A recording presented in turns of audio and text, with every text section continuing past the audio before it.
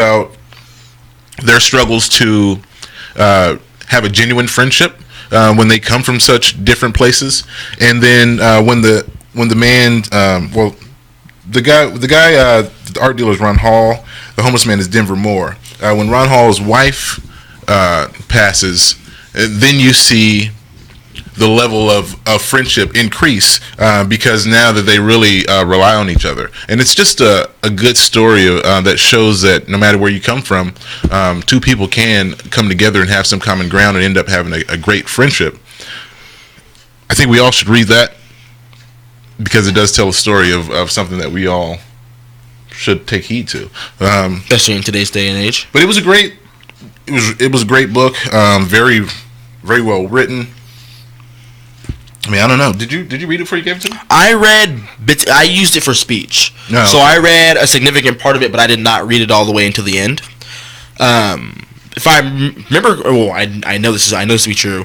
Denver, the guy who was not an art dealer, when he grew up, he was a sharecropper. Yep. Oh. Yeah. So this takes place not in contemporary times, but it takes place back in the early 1900s. Oh, wow. From the 1920s forward, I believe. Wow. And so he grew up a sharecropper and living with his sharecropper family, paying the man, You can never pay back the sharencropper. You never pay. It tells his story. Tells a story. It's more modern than older times. But that's where he starts. Yeah, it tells from where he starts. Yeah, that's where he starts. Family were slaves, how things change in history, then becomes the sharecroppers, yada yada yada. He then what was interesting, he was on the same plantation working for years, but then at one point he just felt he needed to leave, and he left. And he traveled to the other side of the U.S. and bam, nobody knew him. He was living on the streets for so long. He had this reputation of being this angry man, just scary man, don't touch me. But it was from everything he had grown up and experienced. He tells a story of when he was a kid, going down the road, and this white lady had her car stopped, broken down on the side of the road, and he went over there to help her. And these three kids, I believe they were kids, they weren't adults. They were like teenagers, young adults. Came by on horses, but didn't see him and offered to help her. He sticks his head up, and the one guy on the horse lassos him around the neck, and they take him off. Wow. Yeah. And she was letting him help her. Like, she was totally cool, and then they showed up, and she was just like, she was stuck. She didn't know what to do. Wow. Yeah. So then it tells about the story about them finally finding the guys and pulling off in front of them. I believe it's her with the shotgun. Let them loose, then they take him and take care of him. But things like that he went through led to him being distant and isolated and introverted in his life, and having that hard exterior. And then just meeting Mr. Ron Hall's wife at the shelter, and just the love that she was trying to show him, he couldn't hide from it. So eventually he just kind of broke down. He was saying in the book that here's the smallest lady he's ever seen, but the strongest, and leading him out of this darkness, and doing the same for her husband. And nobody knew that they would end up being the best of friends. And it is an autobiography. I don't know if we said that.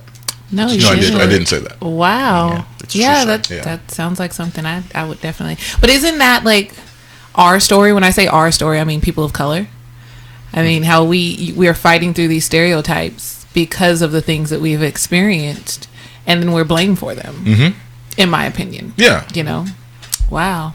Yeah, I mean we've talked about this at great lengths on this show about not giving the benefit of the doubt to certain people when they don't look like you, and just taking their attitude or whatever you see face value and just labeling them that's who they are. Or even just being somewhere and people expecting you to be a certain way. Right. And people expecting you to want certain things or say certain things or have certain attitudes about certain things. And, right. And or always looking to you to have that response when something comes up like, Yeah. Everyone looks at you. So what do you say about everything African American in the world? Right. Yeah. Because what you have to say must be the entire experience. You're the resident African American that speaks for the whole. Please let us know. And I think you said something like that when we first started the show about how others are grouped, and it's one like the mass shootings, terrorists.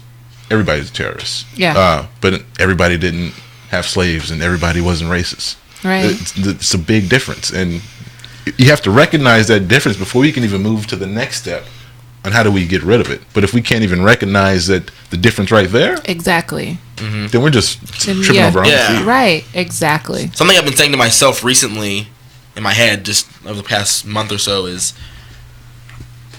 since the beginning of time, there have been people who are different from one another. And until the end of human times, there will always be people who are different from one another. And it's if we can't even understand that, if we can't even get past, the concept of that and be able to deal with that emotionally, like, oh, those guys are over there and they believe this, and I believe that. There's no way we could possibly get along or interact with each other in a peaceful way or a meaningful way. And so, if you get a chance to read the book, it's called The Same Kind of Different as Me. If you aren't a good reader, can't read, don't feel like reading, October, they're coming out with the movie. Oh, wow. So, Same Kind of Different as Me, starring Renee Zellweger, Greg Kinnear. I can never get this guy's name right. He was in, his first movie was Amistad. Okay. He's the guy playing Denver.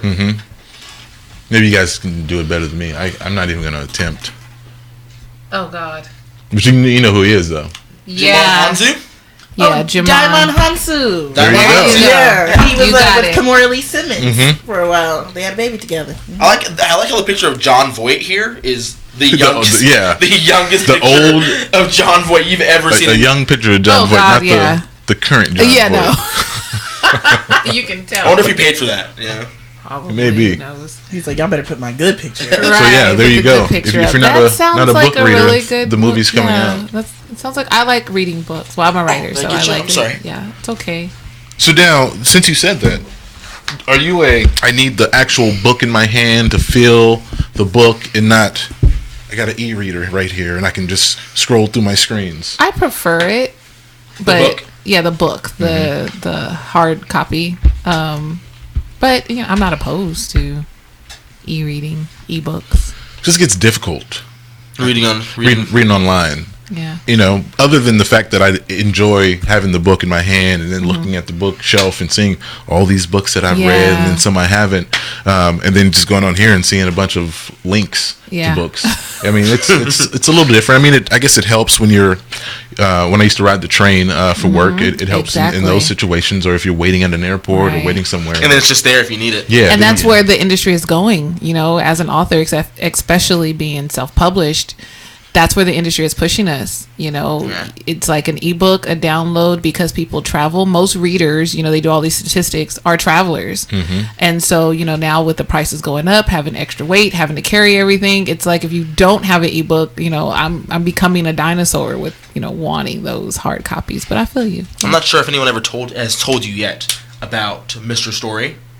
William Story, who's the founding father, really, of this entire radio station and what this radio not fully and what this radio station used to be. But I took his class 2 semesters ago, and the first thing he really taught me was that the mediums that we use today are going to disappear in the ways that we use them, and it's so funny watching it happen. Even just since he said that, you see all these Netflix shows popping up, and because you were talking about at the beginning of the show, no one wants to pay for cable. No one wants to pay for and cable. I don't why would I pay you $100 for all these channels that I don't use when I'm only going to watch like 5 to 10 of them? Try $219 a month was TV our and internet? average. Yeah, for just cable, not internet.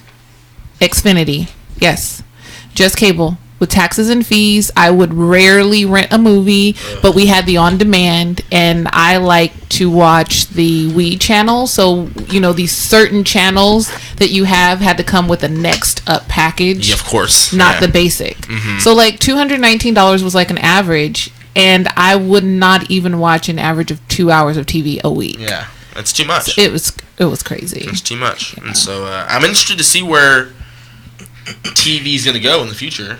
If they have you can buy these 10 channels for $30 a month. We'll see. What is that? The Fire Stick. Everybody's doing it, and I hear that's great. Unlocking it and doing all this stuff. Right?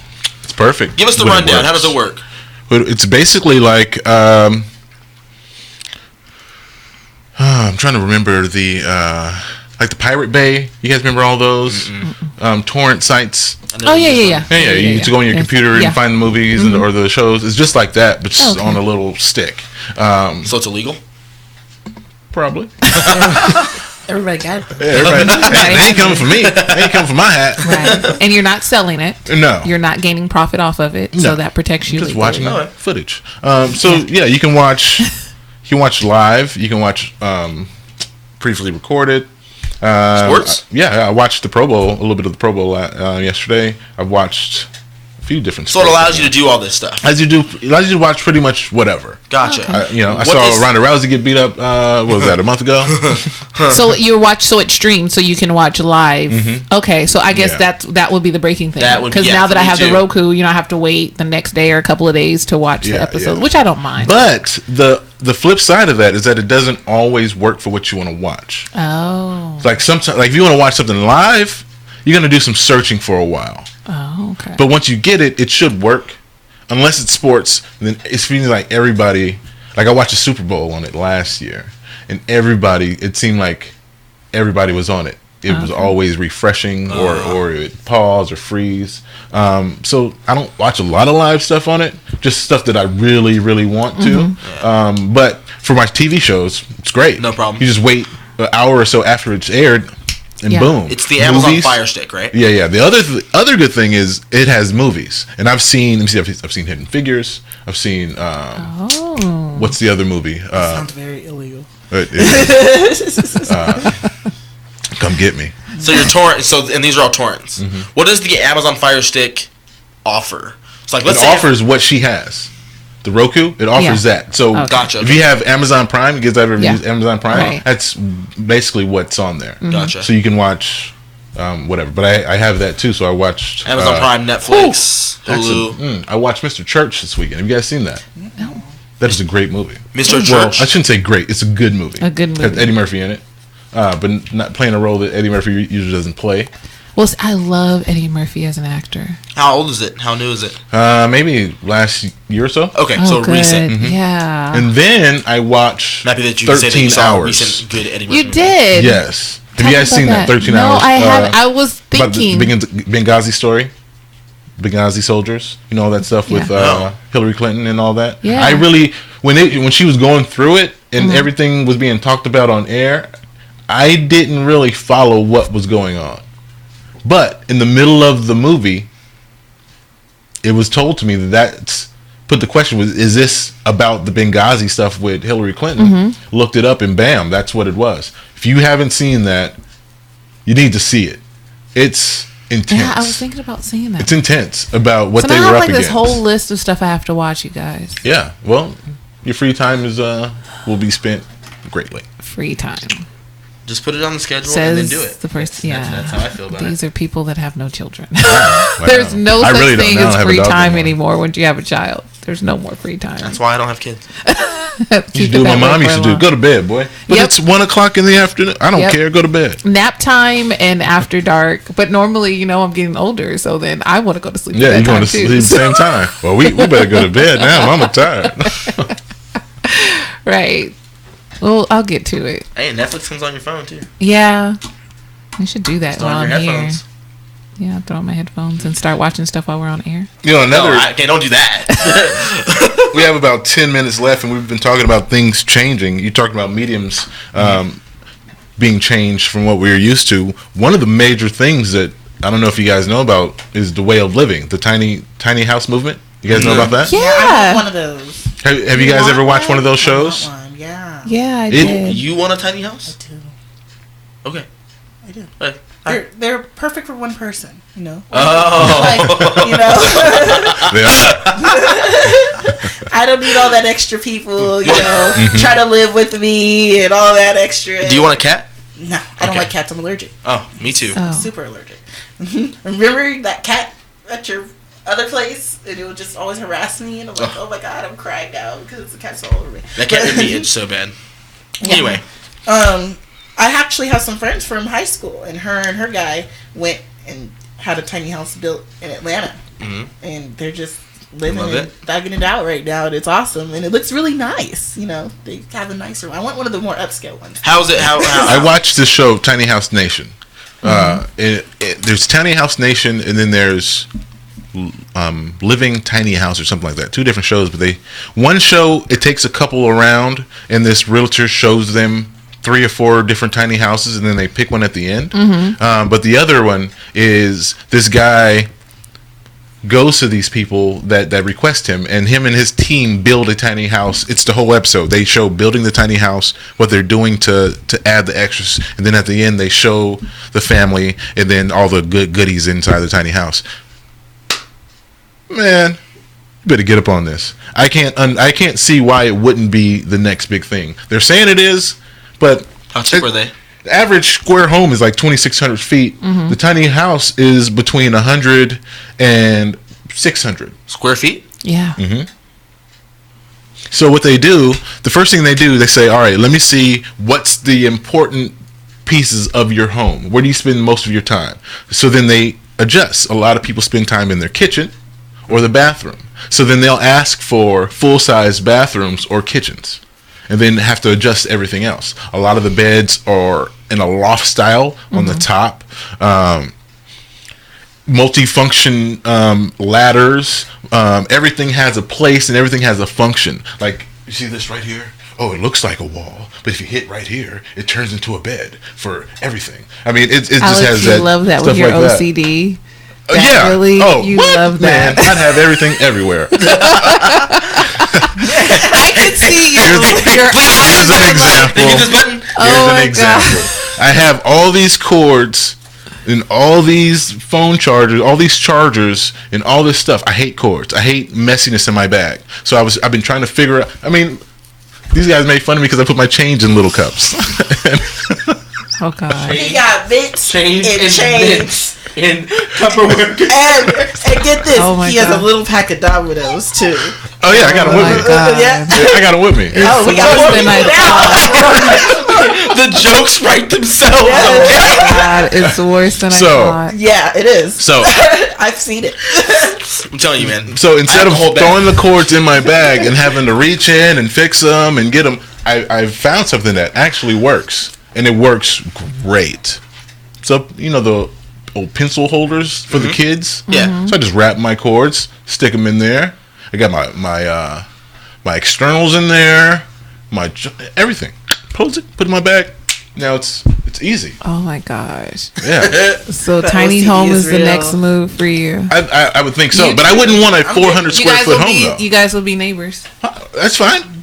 Not you. No. I mean, I have That's a child. fine. Let me come over and have me cook for you, Nikki. Mm-hmm. I'm not cooking for you. I ain't cooking for you either. Because I still ain't got my burnt cake. But you know what? I can actually see that because I've been looking at office space, and there was one that I was like, it was around my price range, but it's only 290 square feet. And I'm like, that's nothing. I went to see it, and it's everything that I need. Exactly. And it has a full bathroom in there. See? It has even a shower, like a stand-up shower. It didn't have the tub, but it had a shower, the sink, everything. So 290 square feet, I'm like, I can totally work this space. So I can get, especially if you start building up, like you say, the loft style. Yeah. So, but looking at it, I was like, 290 square, no, it's not going to work. But I can see how the tiny homes can work. How much are they? That's the question. Oh, let me see if I have a price here. I have to say they're less than half. So I have to be honest, I'm not sold. I know I'm only 26 and I don't have my life figured out yet. So take this with a grain of salt if you want.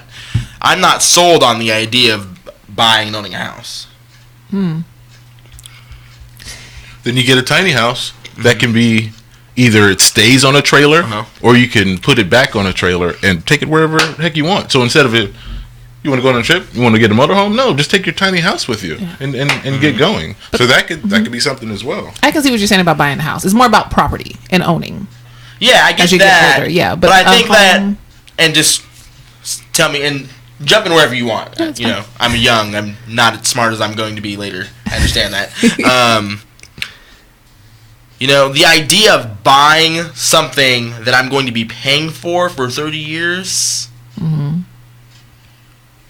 that is a lot of money, just doesn't make sense to me. Well, you have and that's coming from someone who doesn't have a lot of money right now. Yeah. You know, who knows where life's going to take me and where that's going to go. You know, I don't know. Like, if I was going to build my own... the idea of building my own house sounds a lot better than buying my own house. I get, like, you have to invest and you have to create assets for yourself. Right. And to be honest, the place that I'm going to be moving to soon, Sacramento, is a bought house. It's a house that's owned. And the reason why I'm able to move into that house is because it's owned and my friend lives there and they have a room that I can move into. So, you know... I get it. Yeah. But the idea of being like, oh, I'm going to spend... I don't know, what's the average price of a house? Do we know? Now, it's between 60, 100,000. Okay, so $100,000 on a house that I'm going to be paying. Right here. So, standard homes, average existing home in the U.S. sells for about $188,000. On the low side. Average price of a new RV is $122,000. Mobile home, between $30,000 and $70,000, up to $100,000, depending on customizations. And the tiny house can be anywhere from between $35,000 and $80,000. Which are all customized, but the average is being built for about $25,000 for tiny houses. Gotcha. Yeah. See, 108. So we're talking about just regular houses. 188,000. Well, that's an average in the U.S. And you could go lower. Depending on area, state, location in that state. And so it just seems like a lot of money to spend on living. You know. So, what would you do? Are you going to be a traveler? Are you never going to be home? Is that the reason you don't want to buy one? Or you just don't want to fit that cost, you're just going to rent forever? Yeah, that's kind of what I'm thinking. And I don't know what's going to happen, to be honest. I don't know. I might end up getting a house anyway. Right. I don't know. But you're at a position where you could think about it because you don't have a lot of extras. Exactly. It's you. When you're ready to go, you can just go. Yeah. And so that's like what you're saying. You know, you're talking as your 26-year-old self now. Exactly. And I understand single, that. No children. But even with buying and owning, you are wise enough. And like you said, you know, it's about assets, you know, the equity when you start looking into credit and investments and things like that here in America. That's the importance. See, I'm going to talk to you when I need this. It sounds like you know what you're talking about. But that's really what it's about. It's about that ownership, and especially I'm going to say this before we go. I am so pro ownership for African American cultures because we are at the bottom when it comes to having any assets. It's always close. Yeah, and we have a lot of things that have depreciating value. You know, we're all in cars. You know, homes don't depreciate, so. You know the stat, right? What's going on with that? I hear it. It's happening to you too? Yeah. Okay. There we go. The stat about how African American cultures spend more on clothing and accessories than all the other cultures combined. Close. And we spend more, so that means our income statistics are a little bit altered. Hey, you know why Magic Johnson wanted to put the Starbucks in Compton, right? Yeah. Magic. Money. Done a lot of magic in our culture. I feel the sarcasm. Feel it. No love for Magic Johnson. Are you a sports fan? I am. Basketball. I told you that. Basketball. That's right. I see you wearing your Queens hat today. Yeah, that's right. How did I forget that? The Fakers and the Queens. I mean, Lakers and Kings and all right. It is 10 o'clock. You went one step too far, okay? Wow, look at everybody. Thank you so much for listening. Rise and Shine 209, KXVS 3. The Rise and Shine 209 morning show. We'll be back. Will you guys be here tomorrow? Yeah. I can't make it on Tuesdays, but will you be here tomorrow? I will be here tomorrow. Okay. No show? No London? No London, I'm sorry. Aww. So what is your schedule? At this point, it's looking like it's going to be every morning except for Tuesday. All right. London List Tuesdays. Yes. On Rise and But Shine you guys 209. can. You guys got this. I love you guys. I'm beginning to like you. I'll be listening in the ear. I promise. I'll be listening. Okay. All right. It's just gonna be a roast sesh. Oh! And the Governor Don is walking in the door. But for those of you who are listening, thank you for listening to KXVS, the Rise and Shine 209 morning show. We will be back tomorrow. Have a good day and be nice to each other. Have a good morning.